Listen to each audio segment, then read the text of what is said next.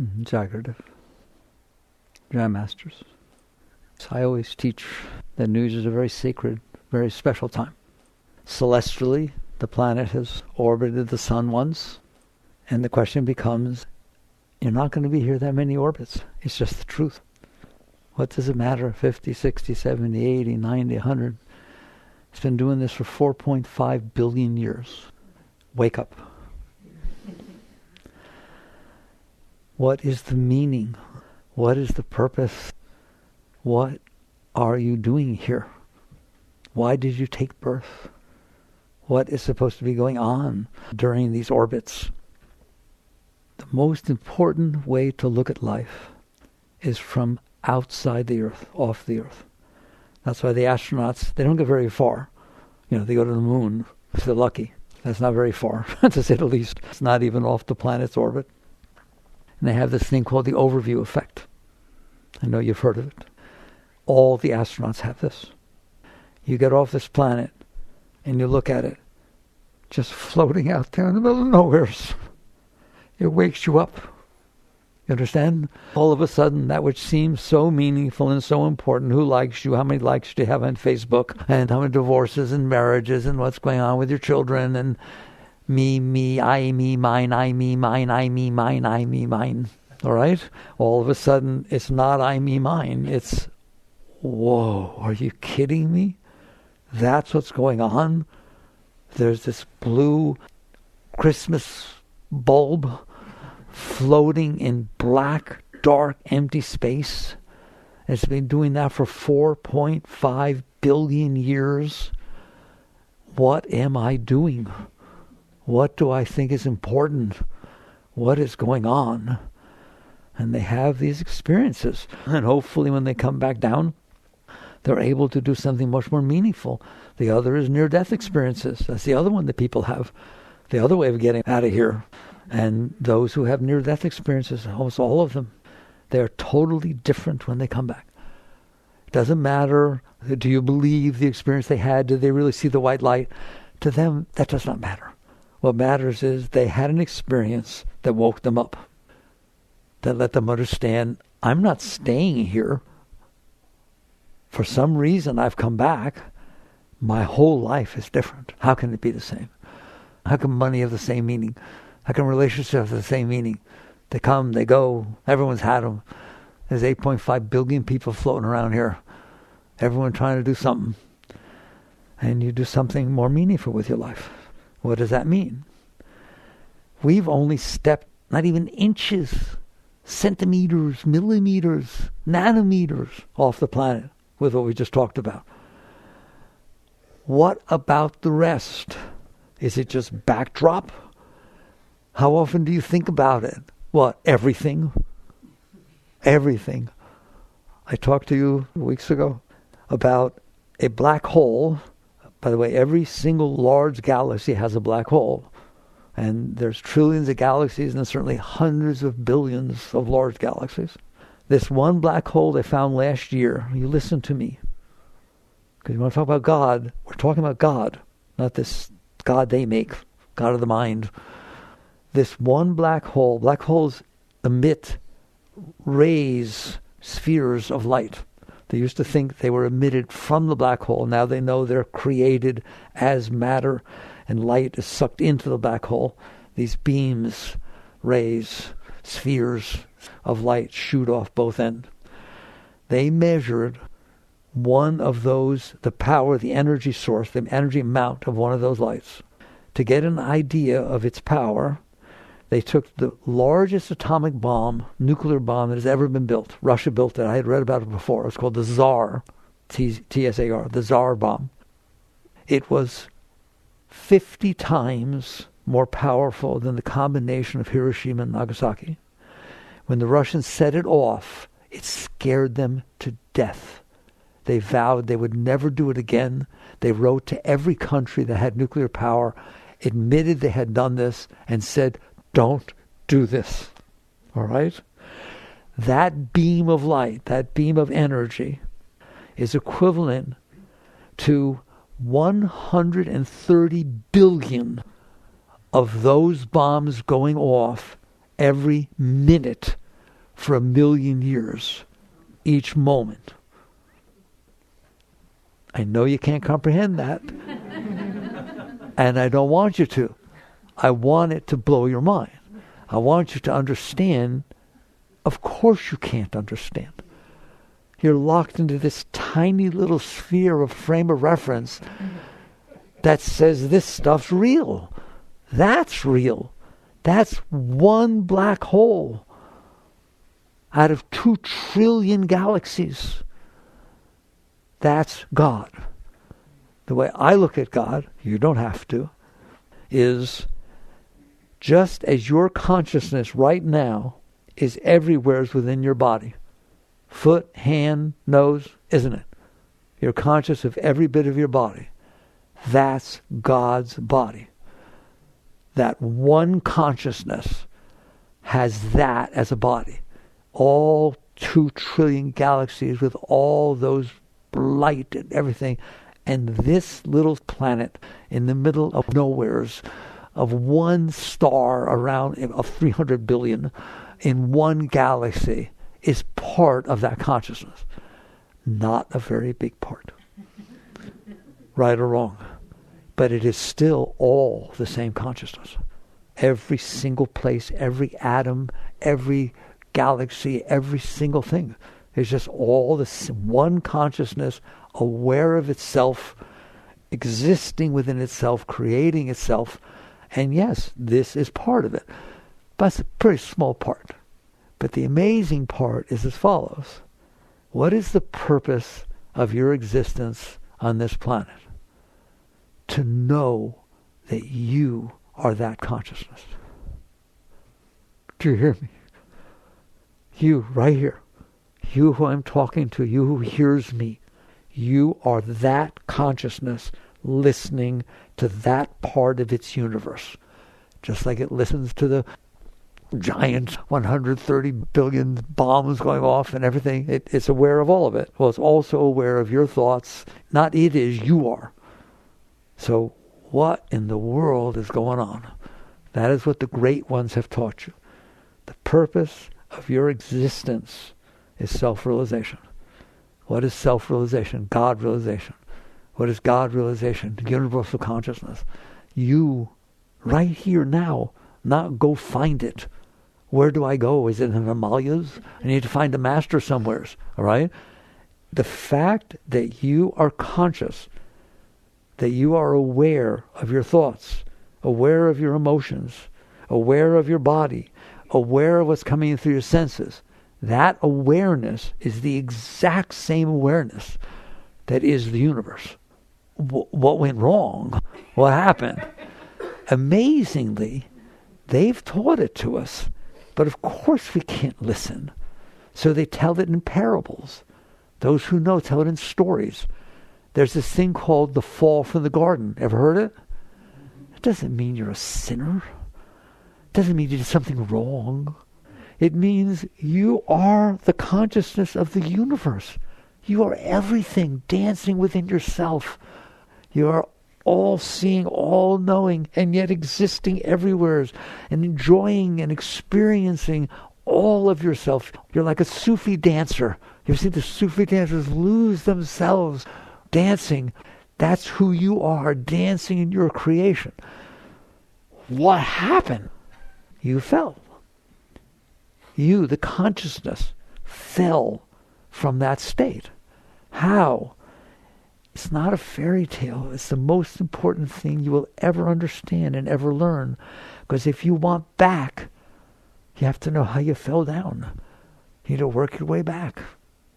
How did you fall down? Believe it or not, the stories in Genesis are telling you that. But we can't hear it. What in the world does it mean when Adam hid from God? How do you hide from everything? How do you hide? All right? So beautiful. Because he tasted of the tree of self-knowledge. What does that mean? I am separate. That's self-knowledge. Duality. You know, you all study the dualists. You all like the dualist teachings. I am separate. I am separate. I am this body. Okay? How do we know that Adam, that's what he meant by, I tasted the tree of self-knowledge. He was literally hiding from God in the garden. And when God said, Adam, where are you? Are you kidding me? Now you're dual. You're talking to yourself. He said, what in the world you got around your waist, man? It's a fig leaf. I put fig leaves on trees. Yes, I was naked. Please, for a moment. You know how deep that is? Every animal's naked. They don't know they're naked, do they? It just basically means that the consciousness fell into the body. I am this body, and there's this part, and that part, and I got to cover this part, and I got to hide myself. Okay, you don't go standing out there in the plaza naked. You better not. It gets all ego, and it gets all kinds of. And if you do it, probably you're proud, right, or ashamed, or whatever heck it is. It's like it's just me. It's just me standing there. It's not God. You fell from the consciousness down to the personal consciousness. The masters tell the story, but they can tell the story all they want, but you don't hear it till you get there. Yogananda Master said, when you drop into the body, it is such a traumatic, unbelievably scary experience that you now are locked inside of this, receiving its sounds, receiving its sights, receiving the taste and touch and this and that, and all this stuff's coming in. And it distracts you. And that's the key word. I always teach you that. People think distraction is a non-spiritual word. Distraction is probably the most spiritual word there is. That's why you fell from the garden. You got distracted. By what? By this. By all this input that's coming in through the senses. Don't you? It should be something you can relate to. You are being distracted. If a loud sound booms right now, you're not listening to me. Boom! Your consciousness goes out there. It gets distracted. And the same thing with sights and the same thing with taste. And so you put some really, really good food in your mouth. Oh, you're gone. It distracted your consciousness from where it was prior to that, did it not? Put some disgusting food in your mouth. Things distract your consciousness. The senses sending their signals, their messages into you, which is a totally natural thing. That's why you have senses. If you don't have senses, you don't know you're here. You don't experience creation. Not this part of it anyways. You're a robot. You're the consciousness inside of a robot, and the robot picks up this plane and passes it back to you. That's what it's supposed to do. It's not wrong. It's not about renunciation. It's not about never touching anything or seeing anything. Why would it exist? It's so much deeper than that. It's God created himself and expressed himself in all these sounds and sights and touch and tastes and colors and and 130 billion times atomic bombs. You hear me? It's just all God's everything. So all gets created. He wants to experience himself. That's why there are senses sending all the... In the Bible it says, in my Father's house there are many mansions. That's what Yogananda is talking about when he says Yugeshwar works on this plane and somebody else works on this plane and Jesus is this plane. I don't talk about it. You know that. I'm very left brain. I'm an economist, right? So, right? It's like there's all these planes of reality. That's what that means. In my Father's house there are many mansions. This is one thing, one slice of reality. Meaningless, okay? If God can create 200 trillion galaxies with all these things I've been talking about, don't worry about different planes also. You don't have to know about them. It doesn't make any difference. There's no reason to know about them. You should be interacting with what you're interacting with. But it's all there, so therefore there needs to be senses that send the messages back to the universal consciousness. And all of your senses send the messages back to the same consciousness. But it doesn't seem like that, and we'll talk about why. Everything in creation is being experienced by the same consciousness. Created by and experienced by dance and ecstasy in the same consciousness. But when the consciousness drops into the body, it is a traumatic, amazingly strong experience. It is so distracting. That's why babies cry when they come out. It is so distracting that all these inputs are coming in and they're strange and it just all comes in. And it's not comfortable. That's the start of the whole thing. It's not comfortable, period. Great saints. This is beautiful. My Yoga Shakti brought us the Durga statue, this beautiful saint over here. Very, very high lady. Didn't want anyone to know. She wasn't like the rest of them. She didn't want anyone to know who she was. But she wouldn't, she was sannyas. She was true sannyas. You don't talk about yourself, you don't talk about your past. But we were very close. And she would sometimes talk about her past. And she once told me, ever since I was a little 2-3-year-old girl, I could never understand why anybody wanted anything. Why did they want toys? Why did they want this? Why did they want that? It was just quiet inside, and I never understood for my whole life why anybody ever wanted anything. Namaste. Okay? She was a very, very highly evolved being when she was born. Okay? We're not. So when we drop down, it's not comfortable. It's scary. How would you like to step into a place that things are swinging around and lights and colors and noise and you don't have any idea what's going on? What are you going to try and do? Get some solid ground, aren't you? Get your bearings at a very, very panic, deep level. It's like someone who has amnesia, true, total amnesia. They get bonked on the head, they come out, they don't know who they are, they don't know who they belong to, they don't know their family, they don't know their past. That's scary stuff. How would you like that? No. Okay? It's just, you don't know what to do. So what happens is, you drop down into the body, and you start to try to build solidity. That's what it's all about. That's what your whole life has been about. That's what it is going to be about unless you do something about it. You're going to try and be okay. Ever ask people how they're doing? How you doing? Oh, okay. How you doing? I'll get by. How you doing? It's been worse. You hear me? Is it not true? Are you not trying to be okay? Have you not always tried to be okay? Ever since you can ever remember? That's what you're doing in there. That's why. Because you're lost. Because the consciousness lost its connection, its center, its seat in its consciousness, and it focused. There's the next thing about it. So it's a distraction. It focused on what it's distracted by. That's what all psychology is about. Your parents got divorced, and then they did this, and that happened. Things happened in there that were very distracting. Therefore, they drew your consciousness to them, and you had to figure out what to do with them. They happened, and you couldn't handle them. They weren't comfortable. They weren't okay. It just wasn't okay ever since you were little. And so what did you do? You tried to use this thing called will, which is a very powerful, these words are very powerful. What is will? Will is the power of your consciousness focusing to make things happen. Your consciousness does not have to focus. It can expand. It can expand out. It can expand. And then it's open. It's free. And it's beautiful. You're moving toward your natural state. But that's not what happens. What happens is something happens and it draws your consciousness to it. And because it draws your consciousness to it, you're left holding the bag. What do I do with this? Why did she say this to me? Why did this happen? Oh my God, what do I do with this? And so you, one way or another, figure out what to do. And what Freud said, and he's right, is the ones that you can't handle, are there any things in your life that have happened that you can't handle? Are there anything in your life you can't handle? Are they still in there?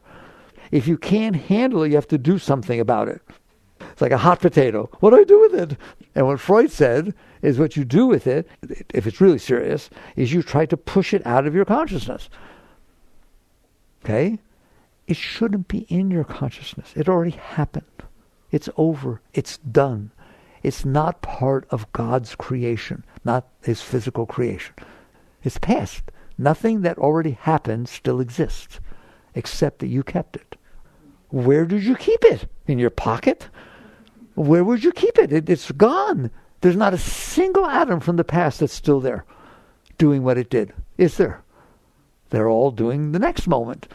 You have another layer of your being, your mind, your psyche, your mental and emotional part of your being. Don't you? Anybody got thoughts? Anybody got emotions? So what you did is you stored it. You found a way to store it in your thoughts and emotions. Freud called it suppression or repression. You pushed it away and stored it somewheres. It shouldn't even be there. Just understand, nothing that happened in the past should still be there. It's like, it's not there. You can't point to it. Show me, mommy. Show me when you follow the tree. Show me. You can't. It doesn't exist. But you couldn't let it go. You couldn't let it pass. You're in there. You're conscious. Your consciousness is God. It's got the power of God. But it's focused down on this tiny little object. But it has power. That's your power of will. Same power that God used to create creation, you focus to create your stuff. That's what will is. Will is a very powerful thing. You absolutely have free will. You don't exercise it. You let these impressions that keep coming back up determine your behavior, but you have free will. In fact, if you didn't have free will, you would not have held that stuff inside. You chose to hold that inside. You sat there, I can't handle this, and you used your will to suppress it. Yeah, yes, now, the suppressed stuff is going to tend to determine your behavior, isn't it? But you did that. No, my mother, no, it's gone. Show me that moment again. I don't care about a photograph. The moment doesn't exist.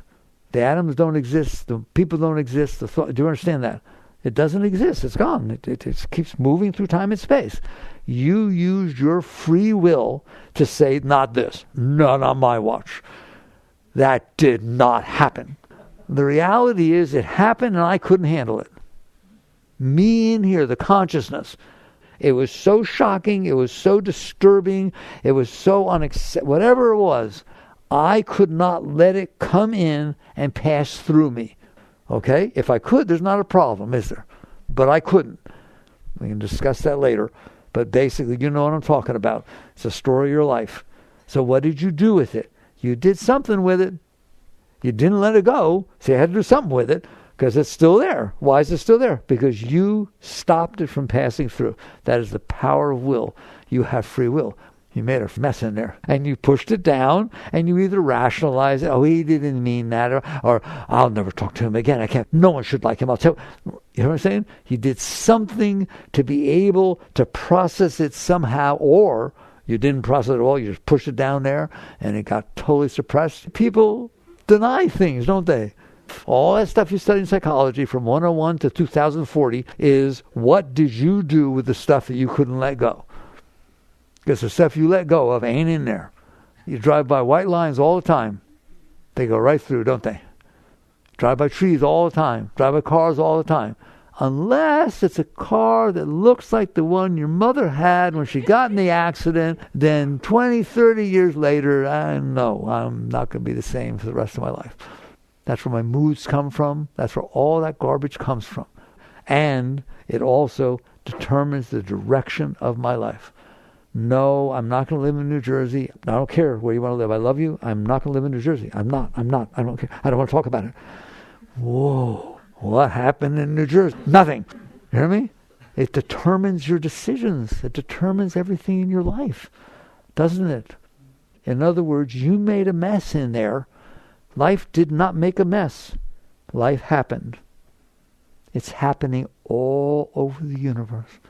Not just in your little tiny moment. You hear me? It's happening not just on the planet Earth, everywhere, all over the entire galaxy. 1.3 million Earths fit inside the sun. I'm sorry if you're tired of hearing of it. 1.3 million Earths fit inside the sun. And the sun is one of 300 billion stars in one galaxy. And there are 2 trillion galaxies. What happened that you couldn't handle? What wasn't supposed to happen? What was wrong? What was right? What was good? What was bad? It just is. It is what it is because it is. Open your eyes and you will see what's in front of you. Open your ears, you will hear what's in front of you. Now, interact with it. Let's bring both sides. What am I supposed to do? Interact with it. How? It will tell you. It will call on you to interact with it in the way that you standing right there are supposed to interact with the moment that's unfolding in front of you. And that is true of every moment in Einstein's time-space continuum.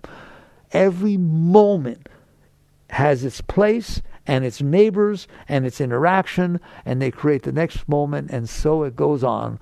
There is no right, there is no wrong, there is no good, there is no bad, there is no better, there is no worse. There's just God.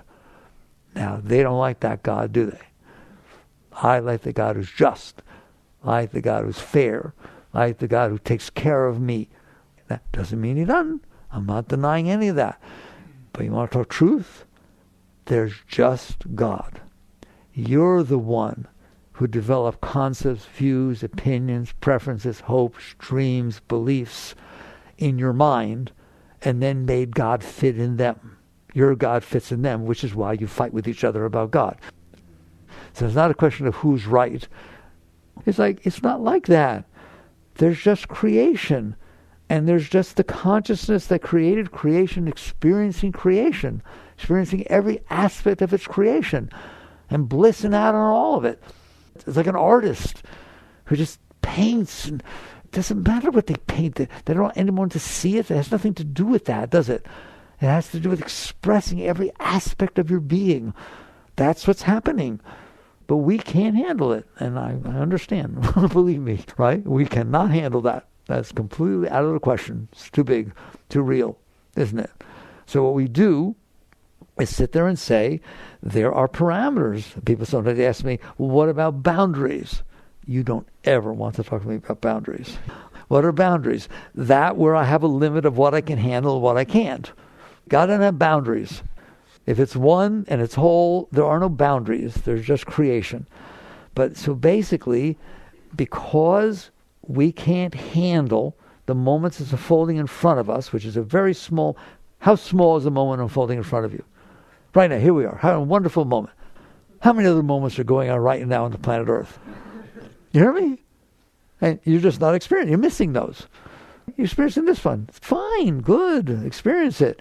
But do not dare think that it has more meaning than any other moment in creation. Does it? Does it have more meaning? You think because you're experiencing it has more meaning than every other moment that's happening all throughout creation? Of course you think it's more important. But it isn't, is it? And now you've collected these moments and built a you. You built a self-concept. That's what you built. That's how you handled the moments. You picked this one and that one. This one felt good. This one felt bad. This one I liked. This one I didn't. This reminded me of what happened before. Therefore, I liked it before. Therefore, I like it now. And right or wrong. Every single thing. I told you, you've been married, you got divorced, his name was Ben. Your girlfriend's hooking up with somebody, he looked really neat. Oh my God, you read everything on the web and so on. What's his name? Ben. No, I've had enough Ben for my entire life. You do say that. That's absurd. Your Ben has nothing to do with that Ben. But in you it does. It's got the B-E-N name. Wake up. That's what's going on. So the consciousness has been distracted by experiences that it couldn't handle. But they're not all bad. You can't handle the good experiences. I love you. Don't leave. Don't talk to her. You said you loved me. I felt so good when you hugged me. Why are you hugging her? Can you handle the good experiences? Or do you try to own them and cling to them and make them happen again and again? It's true, isn't it? Tell me the truth. Can you handle the good experiences? No. Right? Because what it means to handle something is you're going to let it pass through. I was beautiful. Thank you. If it stays, it stays. If another one, if you make it stay, who's to say there's not a nicer one? How do you know? I can't even imagine how you decide who to marry. Are you telling me that before you married, and you love this person very, very much, that you never loved anybody before? All you know is, I'm not okay, and this makes me feel better. I'm not okay, and this makes me feel worse. And guess which one I want? The one that makes me feel better, and guess which one I don't want? The one that makes me feel worse. I've just defined your life. And that's sad. Considering you are all of creation expanding in all directions, such an ananda, eternal conscious ecstasy. That's who you are. And you've locked yourself into this fishbowl, and you said, no, this is who I am, this scared little person that has to have things the way it wants in order to be okay. Otherwise it gets depressed, and if things happen the way I want, it gets all excited, and then it gets disappointed. You have this thing called the human experience. Anybody having one of those? Okay, trouble is you're not human. You are the divine consciousness, the eternal, infinite divine consciousness, focusing on your thoughts, your hopes, your dreams, your concepts, your views, your beliefs, your desires, your preferences. It's just focusing. And it's also focusing on years and years and years and years and years. Now let's go fight. Why? Because there's only one world out there. Who's going to get it the way they want it? Isn't that what's happening? So don't ask why are there wars. You understand. That's where compassion comes in. How do you have compassion about wars and evil people and terrible people do terrible things? You understand why it is the way it is. And only a very great being understands. Judge not that ye shall not be judged. All right? Third Zen patriarch, ending the burdensome practice of judging. That is so deep, it's scary. But you do hear me, don't you? It is the way it is because of everything we just talked about, isn't it? So you should basically get to the point of understanding, okay, that's what's going on here. It is not going to change because this person gets elected or because that happens or whatever heck it is. It's not even in the ballpark. That's not the problem, is it? The problem is that your consciousness, your awareness of being, is addicted to staring at your thoughts, your emotions, your body, and the little world that unfolded and is unfolding in front of you, isn't it? That's your entire universe. But that is not your universe. But that's what happens. So the consciousness gets distracted and then gets completely caught there. It gets caught staring at this. Ramakrishna called it this. He wouldn't even say me. He never used the word me. I'm not going to focus on this. This tiny little thing. Are you kidding me? I told you once. When Yogananda came to America in the 20s, he ended up teaching at Carnegie Hall. He already spoke English when he first came over on the boat. He practiced teaching, and he ended up in Carnegie Hall with tens of thousands of people, 3, 4, 5 times around the block waiting to get in. And there's pictures of him with a whole sea of Americans in their 20s and 30s, right? There's this little yogi with a turban on his head standing on top of the stage. And somebody once asked him, my God, you must feel such pride that you came over here and you're able to teach these people this. And it's not word for word, but what he basically said was, no, I don't feel any pride at all. When I'm teaching, I'm there, the lecturing is happening. Listen to me. At the same time that I'm present with the lecture that's happening, I'm on a higher plane with my guru, Sri Kishore, teaching his higher disciples, and so on. And at the same time, my consciousness is expanding at the speed of light in all directions throughout the universe. All of this is happening simultaneously. That's who you are. A little embarrassed? That's not who he is. That's who you are. Who else said that? Christ. As I sit by the throne of my Father, that's a seat of consciousness, so you shall sit by my throne. And these things which I do, you shall do these and even greater things. In other words, you're not who you think you are. The trouble is, now let's get to work. The trouble is, that's a pretty strong magnet that's pulling you down to the ego, isn't it? That's what ego is. It is what you develop in your mind as a sense of I, instead of who you are. Somebody once asked Yogananda, what is the ego? He said, the masquerading self. My God, they say with one line. It takes me hours.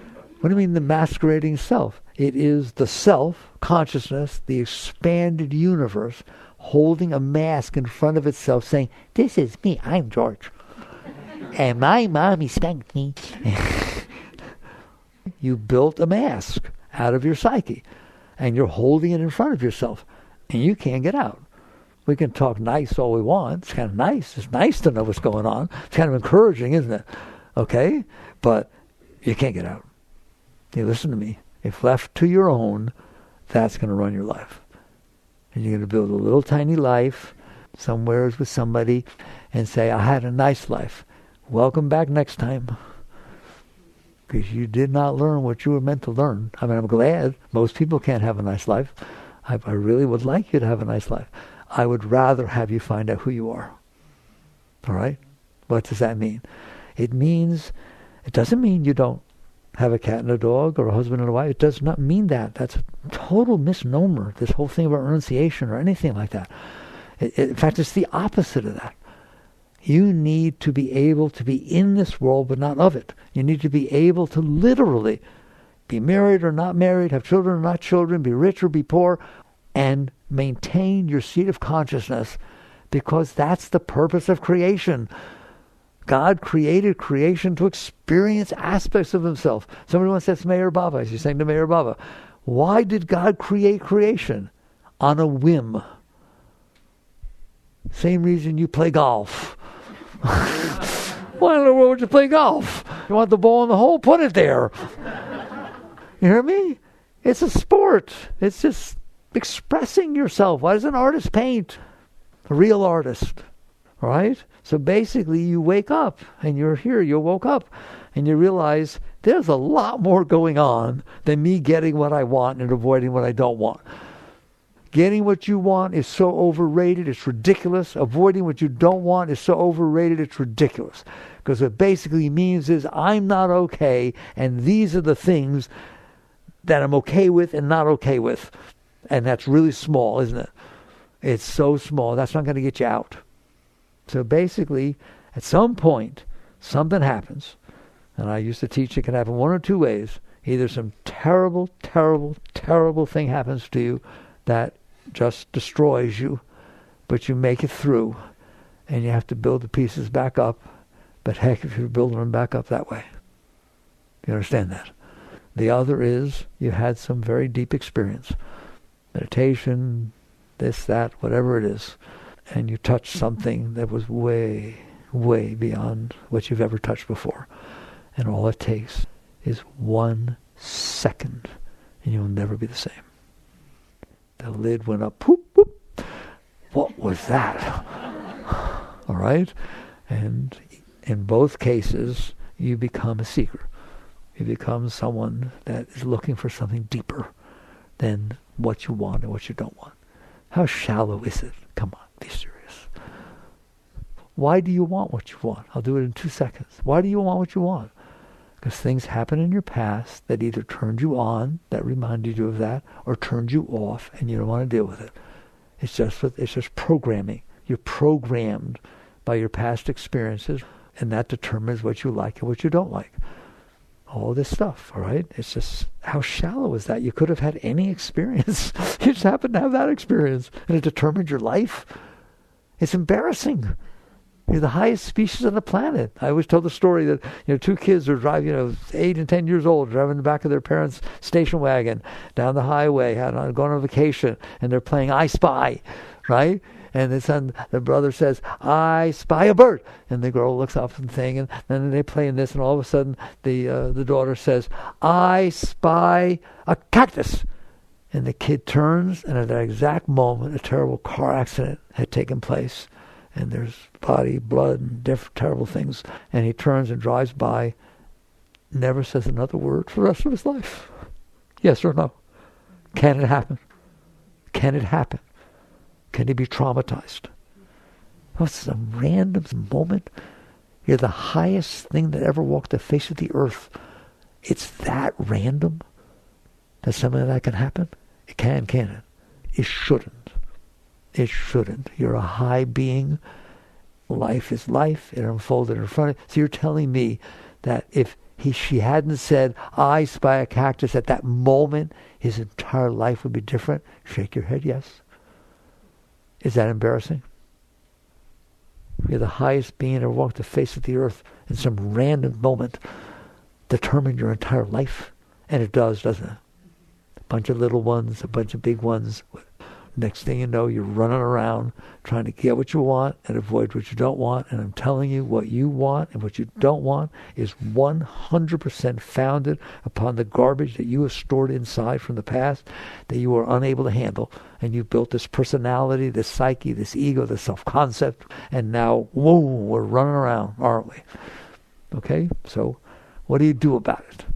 How will we talk about that? One, can you do anything? Absolutely. The highest thing you can do about it, and that's what the great ones teach you, Ramana Maharshi, Meher Baba, all of them. You're in there. Someone asked Yogananda, how do I find God? How do I find God? He nonchalantly turned around and said, He dwells right behind your every thought. He dwells right behind your every thought. What dwells right behind your every thought? The awareness that was aware of the thought. Do you ever have a single thought that you're not aware of? If you have a thought, it means you are aware of it. Oh my God, I have these terrible thoughts. How do you know? Oh, I have this beautiful thought. How do you know? This is not mystical. You are in there experiencing your thoughts. My heart's killing me. How do you know? Since she said she loved me, I feel like I have wings, Sufi wings coming out of my heart. How do you know? How do you know? You're in there, aren't you? That's it. That's the beginning and end of all teachings. That's the deep of all spirituality.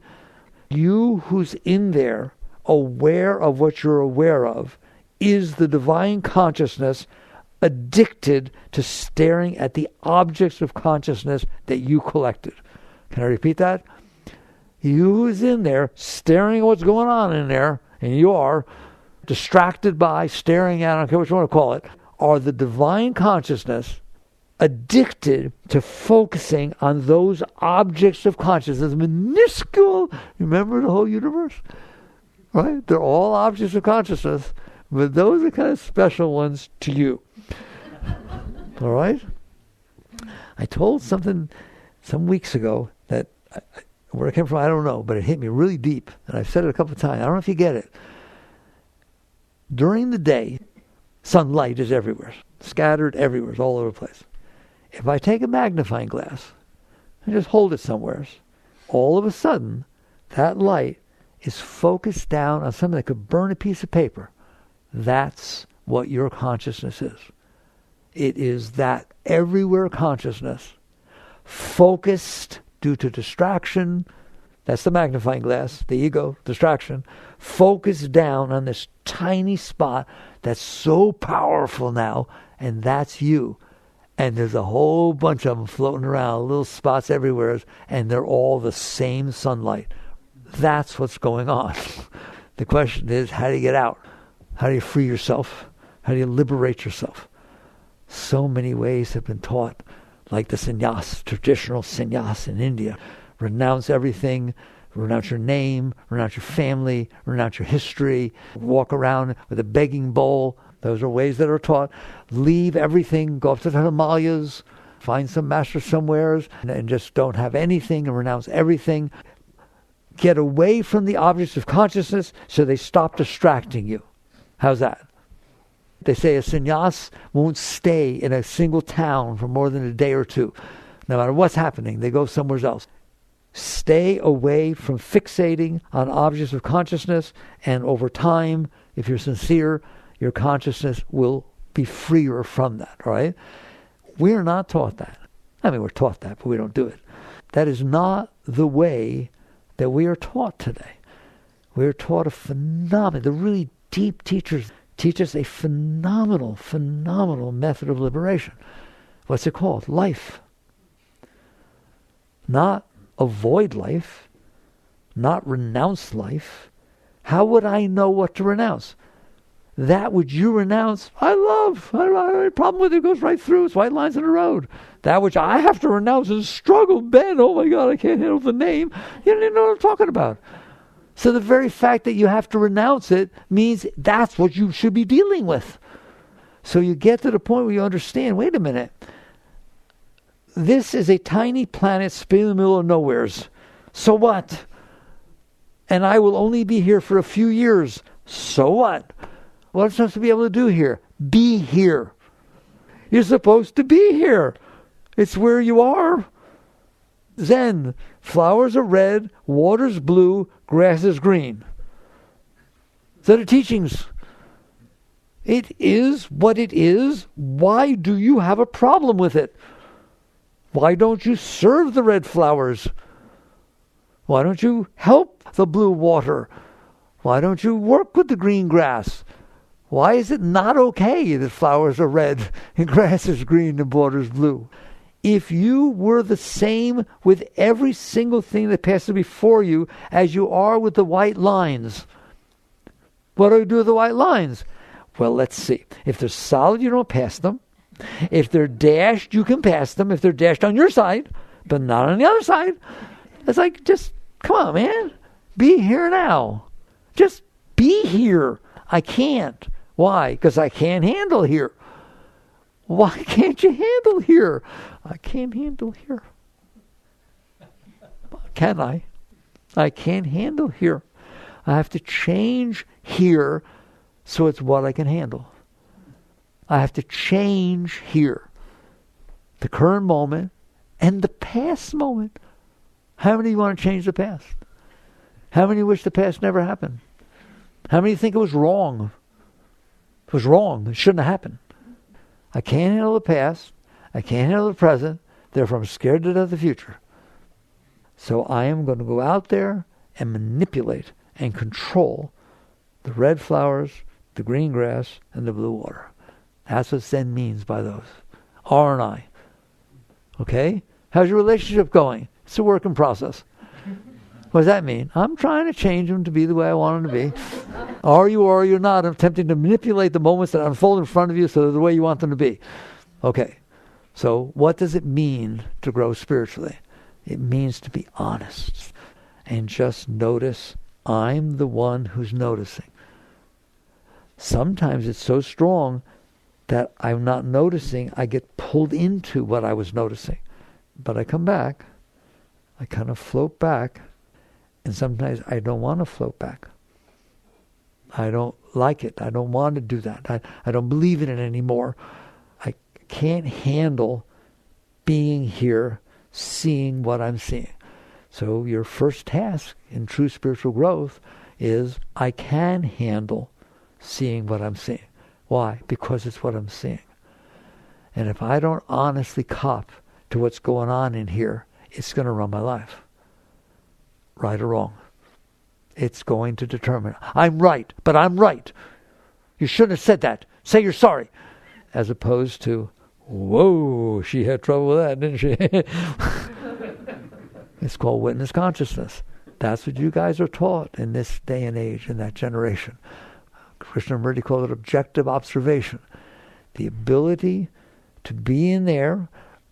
How do I know I'm in the clearest state? You don't. You only know you're in the clearest state that you're capable of being in at that moment, and that is fine. Don't you dare try to make something else up. This is what I see. My heart hurts. And every single thing inside of me wants to blame you. This is what I see. Being around you really, really turns me on. I just feel so much Shakti. I feel such beauty. I want to be with you for the rest of my life. Don't go anywhere else. Do you love me? Do you love me? Do you mean it? Okay? It's embarrassing, isn't it? But do you notice? Someone notices, don't they? You don't want to notice. You want to get down in there and make it be the way you want. That's the struggle. That's the struggle. Your struggle is not with life. Your struggle is with the fact that you are being pulled down into what you want and what you don't want, which is fine. That's your growth. It's not like, I know I want this, so I'm going to avoid it. And leave it. Maybe you have to do that. But it's like I know I want this, now I can see through that. I just see, it's just like anything else. It's all life. It's all the same. I was the one that was making it different. It's all the same. It's like a great being loves everybody. Everything, it's all the same. God loves everything the same. So you eventually get to the point where you understand what it's about is being done. Not avoiding, not getting, not hiding. Being done. How do you be done?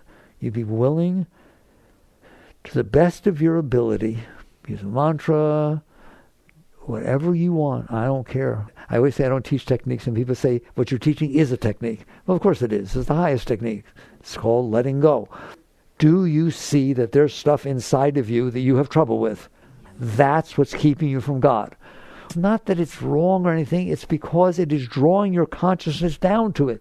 If you have trouble with it, it distracts you. If you don't have trouble with it, it doesn't distract you. Have you ever grown in your entire life where something used to disturb you and now it doesn't?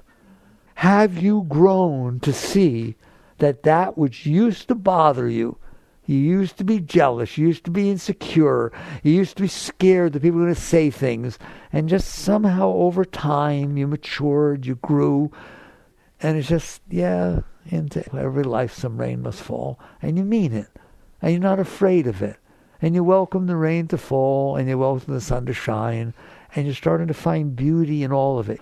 That is spiritual growth. That's what it means to evolve spiritually. That you can handle the moments that unfold in front of you, because what they bring up inside of you, you have learned to be comfortable with, period. All right? In Living Untethered, I teach it. The heart is not meant to be a given way. At a funeral, it's not supposed to be dancing and playing butterflies. All right? It's supposed to be playing Chopin's Funeral March. That's what he captured. Dun, dun, dun, dun. Dun, dun, dun, dun, dun, dun, dun. It's like you feel it. You hear me? That's what the heart feels. He didn't write that. The heart wrote that. He wrote it down. But yet at a wedding or at a birth, the rites of spring is playing. That's your heart. That's what it's supposed to do. That's why you have one. It's not supposed to be one way. It's supposed to be in harmony with the unfolding of life. It's the score of a movie. In cinema school, they play you a movie with no score. It's dead. I don't care what the movie is. Add the score to it, all of a sudden there's emotion, there's rich. That's what your heart is. It's a gift. Do not sit there and say, I can only handle my heart if it's this way. Okay? Which is how you are. What you learn is to say, life is going to unfold. It is going to teach me what I'm comfortable with and what I'm not comfortable with, and both are equally as important. And what I'm going to do in here, to the best of my ability, which is not perfect in any way, shape, or form, is remain as conscious as I can when these different things happen that tell me, no, no, yes, no, and relax. Things are not going to be the way you want. They're going to be the way they are.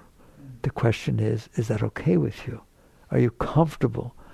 Are you done here? What happens when you're on your deathbed? Most people are grabbing and clinging. I don't want to leave this. What about my family? What do I do? Oh my God, I didn't finish that and I didn't get this name. All right? A great master. Bye-bye. All right? I used to tell the story that when you get up to St. Peter, right, he's got the book and all that kind of stuff, right? You think he's writing in the book what you did wrong and all that kind of stuff, right? When you get up there, he says, did you have fun? He said, oh, I was supposed to have fun. Back. You got to experience God's creation. There was nothing. Now there's flowers and plants and good people and bad people and every single thing that could possibly exist. You're experiencing God. Every single thing that exists is the expression of the divine. Where else would it come from? It came out of nothing. Do you love it? Do you respect it? Do you honor it? Do you cherish it? Do you worship it? There, that's where a master is. You hear me? Okay? Now, we'll close. Let's say I do. What do I do with these amazing moments that don't need to be, but they are in front of me? You serve them. You love them. You dance with them. You see if there's something you can do to interact with God. You're interacting with God. Mother Teresa used to go to the lepers when nobody else would want to go. She loved it. She ran to be there. That's where she wanted to be. Christ said, when I was in prison, you came to visit me. He didn't say you reviled me, you hung me. You came to visit me. How about St. Francis's prayer? Where the sickness, let me find health. Where the sadness, let me bring joy. You're now here interacting with God, not with what you want and what you don't want and what you like and what you don't like. You're just here, and the miracle of creation is unfolding in front of you. No matter what it is, it's part of creation, isn't it? And you're looking with all your heart to see, how can I serve? How can I help? I told you, and I'll stop. Hard to stop. The highest life you can live is that every moment that passed before you is better off because it did. Are the moments that are passing before you raised because they pass through your beauty, through your openness, through your compassion, through your love, not through what you want and what you don't want, etc., etc. That's why you're here. And the purpose of this year around the sun is to just evolve a little bit more I said I would stop, but I'll stop with this sentence. You are not on your own.